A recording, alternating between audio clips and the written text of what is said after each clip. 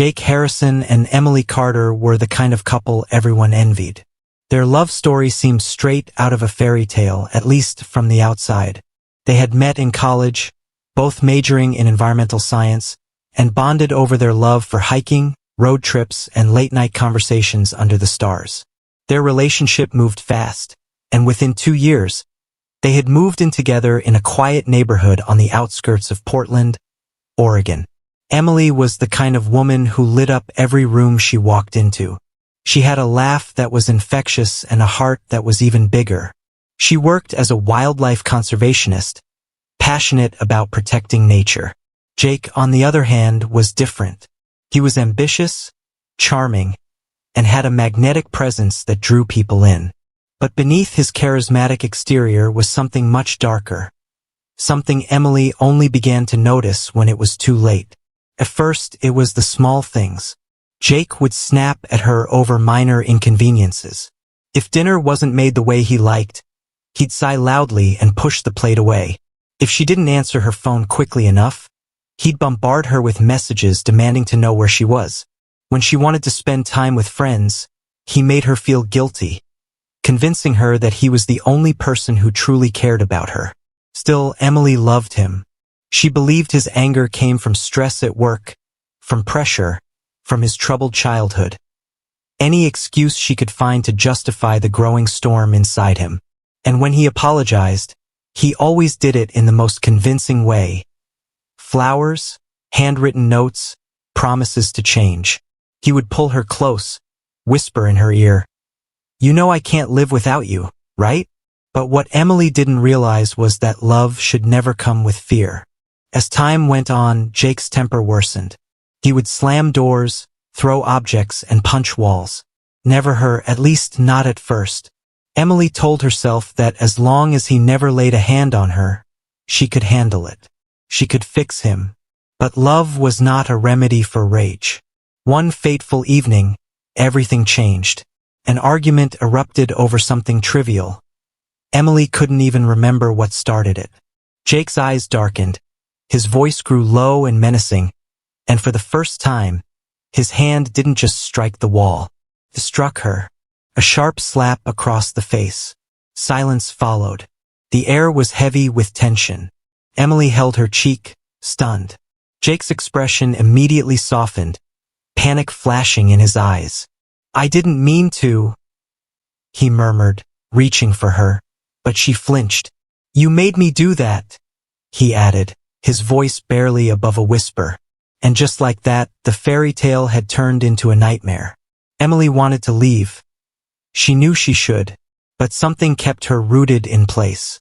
Fear, love, hope that maybe, just maybe, things would get better. But things were about to get much, much worse. The night it all ended was colder than usual, with the autumn wind howling through the trees outside their small home. Emily had spent the entire day walking on eggshells, sensing the storm brewing inside Jake. He had been unusually quiet, his mood shifting between brooding silence and short, clipped responses. She knew this version of him well. He was a ticking time bomb, and she had no idea what would set him off. It started over something insignificant. Emily had forgotten to pick up Jake's favorite brand of whiskey on her way home from work. It was a small oversight, something she thought wouldn't matter. But as soon as she walked through the door empty-handed, she saw his face darken. "That's the one thing I asked you to do," Jake said, his voice eerily calm. "I'm sorry, You're always sorry." His hand clenched into a fist. "But you never listen." Emily felt her pulse quicken. "Jake, it's just whiskey. I can go back and—" Before she could finish, he lunged. His hand wrapped around her throat, pushing her back against the wall. Her heart pounded in her chest as she gasped for air, clawing at his grip. The look in his eyes was different this time, colder, detached. "Do you think I'm stupid?" he hissed. Emily shook her head, choking on her own breath. Tears blurred her vision as she struggled beneath his strength. Then, as suddenly as it began, he let go. Emily collapsed onto the floor, coughing, her hands trembling. She tried to crawl away, but Jake wasn't finished. The first blow struck the side of her head. A sharp, searing pain shot through her skull as she collapsed onto the hardwood floor. Before she could scream, the second blow came. Then the third. The last thing she remembered was Jake standing over her, breathing heavily. Then everything went black. When Emily opened her eyes, she felt cold. The scent of damp earth filled her nostrils, and her entire body ached. It took her a moment to register where she was. The world around her was pitch black, the air thick and suffocating. Then it hit her. She was underground. Panic surged through her body as she realized she was in a shallow grave. Dirt covered her clothes, her hair, her face. She couldn't scream. Her throat was too dry, her voice too weak. Every inch of her body ached. But she forced herself to move, to claw at the soil above her. She didn't know how long she had been buried. Hours? A day? She had no idea. All she knew was that she had to get out. With every ounce of strength she had left, she dug. Her fingernails tore, her arms burned, but she refused to stop. She couldn't stop. She didn't know how, but somehow, she clawed her way back to the surface. Gasping for air, she lay on the cold ground, staring up at the night sky. The stars blurred above her, and for the first time, she realized something chilling. Jake had buried her alive. Emily lay on the damp earth, gasping for air, her lungs burning with every breath. Her mind was in a haze, her body weak and trembling. But one thing was clear. She was alive. Somehow, against all odds, she had survived. The cold night air prickled against her skin, and the metallic taste of blood filled her mouth. Her fingers throbbed, raw from clawing through the dirt. Her nails cracked and caked with mud. She wanted to scream, to cry, to make sense of what had happened. But there was no time for that. She needed to get away. Emily struggled to sit up, her head spinning. She looked around, trying to orient herself. The grave Jake had dug for her was shallow, barely deep enough to cover her completely. He must have thought she was dead, hurriedly covering her with dirt before fleeing the scene. That was his first mistake. A sharp pain shot through her ribs as she moved. She pressed her hand to her side and winced. Felt like something was broken, maybe fractured. But she couldn't stop now. Not when she was so close to escaping. Using what little strength she had, she pulled herself to her feet. Her legs wobbled beneath her, her body swaying dangerously. But she gritted her teeth and forced herself to move. Every step felt like an eternity, each one sending waves of pain through her body. She didn't know how far she had to go, only that she had to keep going. Miles away, Jake was celebrating. At that exact moment, Jake Harrison sat in his dimly lit living room, sipping whiskey, the very bottle he had raged over earlier. The ice clinked in the glass as he swirled it, a satisfied smirk playing on his lips. He had done it. No more arguing, no more nagging, no more Emily. She was gone. And with no body to be found, there would be no investigation. He had watched enough true crime shows to know that without a body, cases often went cold. People would assume she left town, maybe ran away from their relationship. That was his second mistake. Jake exhaled deeply, leaning back on the couch. For the first time in months, he felt free. He didn't have to deal with Emily's constant questions, her suspicion every time he came home late, her demands for respect. He had wiped her existence away in a single night. But what he didn't know was that Emily was still coming for him. The forest seemed endless. Darkness swallowed everything around her, the towering trees casting eerie shadows under the moonlight. The night was alive with distant sounds, rustling leaves, chirping crickets, the occasional snap of a twig.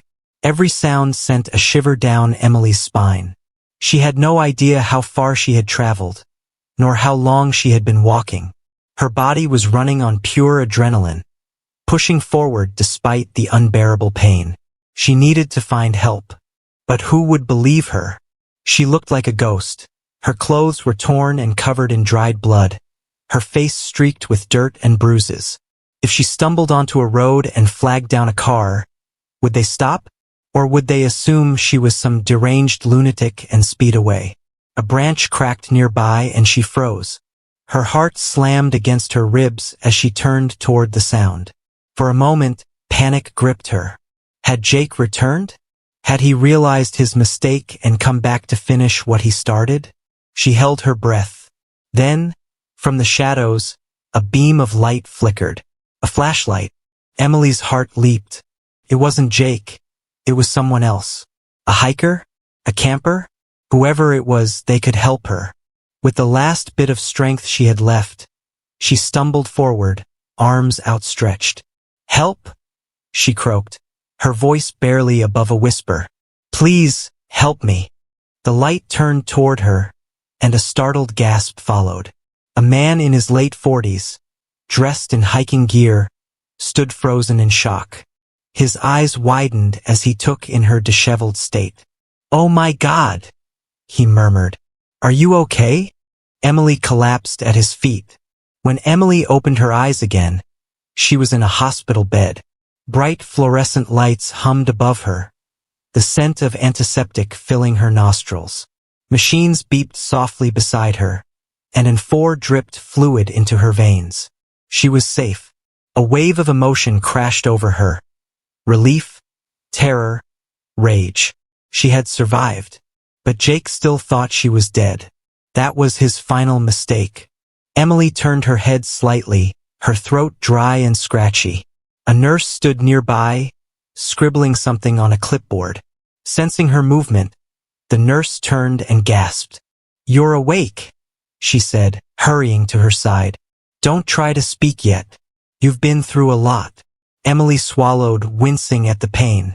But she didn't care about the pain. There was only one thing on her mind. She grabbed the nurse's wrist weakly and whispered, "Call the police." Emily's words sent a ripple of urgency through the hospital room. The nurse's eyes widened as she processed what had just been said. "Call the police," Emily rasped again, her voice barely above a whisper. The nurse hesitated for only a moment before nodding. "I'll get someone right away," she assured, gently squeezing Emily's hand before rushing out the door. Emily lay back against the pillows, her heart pounding. The beeping of the machines seemed louder now, the sterile white walls pressing in on her. Every nerve in her body screamed for rest, but her mind refused to slow down. Jake thought she was dead, and now she had the power to destroy him. Jake was still in his whiskey-induced state of satisfaction when the knock at his door came. It was soft at first, barely audible over the hum of the television. Then it came again, louder. Frowning, Jake set down his glass. It was nearly midnight. Who the hell would be knocking at this hour? Maybe a neighbor? A delivery mistake? He pushed himself off the couch and trudged toward the door, rubbing his tired eyes. But as he reached for the doorknob, something made him hesitate. A strange chill crawled up his spine. The knocking came again, this time steady, rhythmic, almost deliberate. Jake swallowed, a flicker of unease settling in his gut. He shook it off and yanked open the door. And then his blood ran cold. There, standing in the dim porch light, was Emily. Her hair was matted with dirt, her skin pale, her eyes hollow yet piercing. She stood barefoot, her torn clothes hanging loosely on her battered body. For a long moment, neither of them moved. Jake's mouth went dry. His breath hitched in his throat as his mind struggled to process what he was seeing. This wasn't possible. This wasn't real. She was dead. He had killed her. He had buried her with his own hands. Emily took a slow, trembling step forward. "Hi, Jake," she whispered. Jake stumbled back, nearly tripping over himself. His heart slammed against his ribs as sheer terror gripped him. "Why, you're not. What's wrong?" Emily's lips curled into something between a smirk and a grimace. "You look like you've seen a ghost." Jake's hands shook as he gripped the edge of the door. His head spun. This had to be a trick. Some cruel prank. Maybe the police had found her, and they were using her to bait him into confessing. Maybe, But then he looked closer. Her nails were chipped, the tips blackened from clawing her way out of the earth. Her skin was bruised, scratched, smeared with dried blood. This was no trick. Emily was alive, and she had come back for him. Jake's mind snapped into fight mode. He had to fix this, fast. If Emily was here, it meant she hadn't told the cops yet. It meant he had a chance to finish what he started. Emily, I thought you were... His voice cracked as he tried to mask his panic with concern. I thought something happened to you. Where have you been? Emily took another step closer, her gaze locking onto him like a predator stalking prey.